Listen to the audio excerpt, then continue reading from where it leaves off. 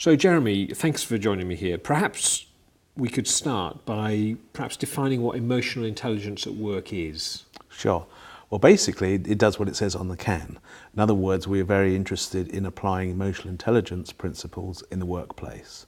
What emotional intelligence is really about understanding that all of our behaviours are driven by our emotions and our feelings and our beliefs. So that if you want to make changes to your behaviour, then you need to work at that level as well as at the behavioural level. And as businesses are, of course, basically lots of people doing lots of stuff, they're behaving all the time. If they want to be more successful, they want to behave differently. And I think one of the problems that some practitioners have is they try and just be behavioural, make behavioural interventions. And the problem with that is that the underlying emotions and feelings and beliefs stay the same. And they conspire, if you like, to make the person's behaviour revert back to how it was before. So we approach it on a much more holistic level. We certainly do look at behavioural stuff, but we also look at emotions and feelings and beliefs. How come you're behaving the way that you are? Do you think that for some businesses, the idea of looking into the emotional side of what they do is almost like a step too far? It's not, well, hang on a minute, this is business, this isn't about my personal life and all that sort of thing. How do you, I presume you do find some resistance there. How do you get over that? How do you convince people that this stuff is important? I don't try. Because frankly, there are a lot of businesses, possibly 90% of businesses, which don't want to go there.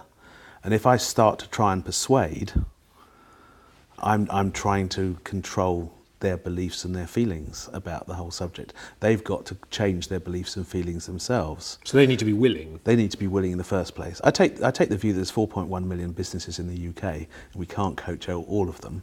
So let's just concentrate on the ones who are receptive to the idea.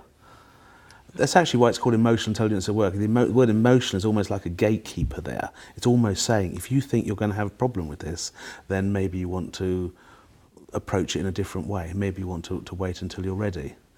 Conversely, those people who are interested in it, and that comprises my client base, are keen to know that there is somebody who is able to work in that realm, in that sphere.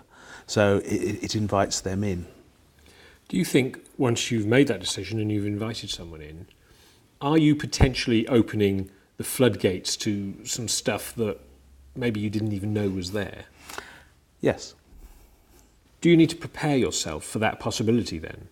As a coach, I have to be aware that it's likely that some of the stuff that's giving the client difficulties stems from a time in their life before they started the business or started working in the business.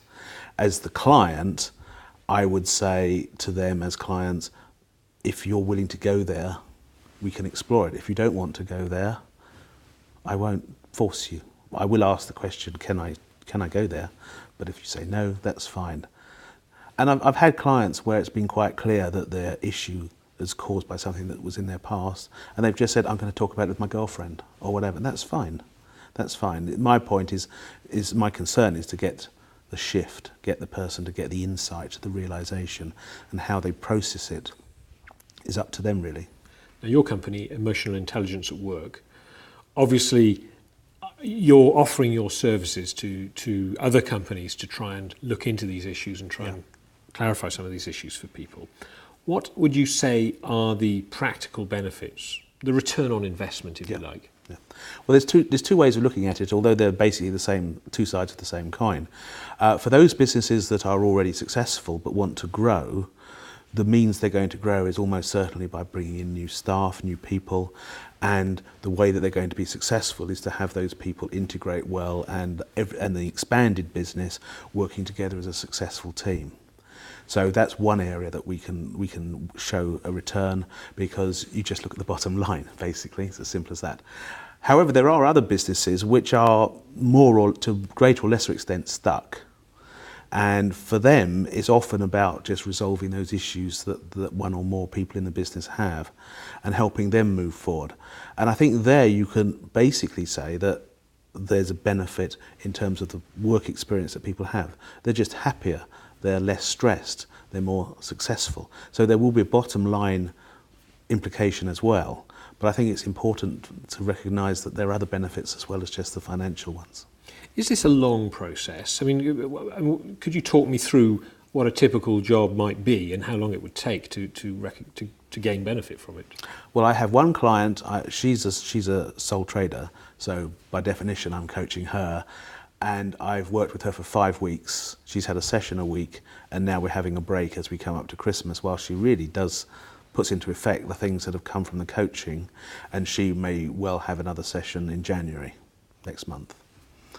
Another client, I've been going to see them for 90 minutes on a Wednesday or Thursday afternoon every fortnight for the last 2 years. So it's horses for courses. For the first client, that lady, she had a specific issue that she could see was holding her back, and that's what we worked on.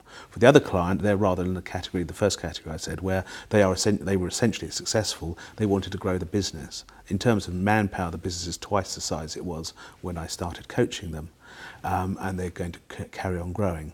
So they look upon me as more, I think, the person that they can just use as a sounding board.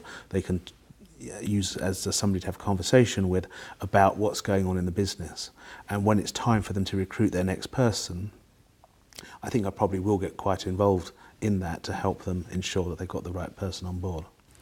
So Jeremy, if a new or a young business were to come up to you and say, Jeremy, what is the one thing I can do or concentrate on in this sphere of emotional intelligence that will help my business? What would be your answer? I think it would really be around being committed to taking the next step. So it's not just about being committed to the business as it is, but being willing to take that next step forward, because that's what holds a lot of people back. It's that fear of the unknown, fear of success even, fear of failure. And if you're just willing to just go there, then that's half the battle. It's just setting that intention, that commitment.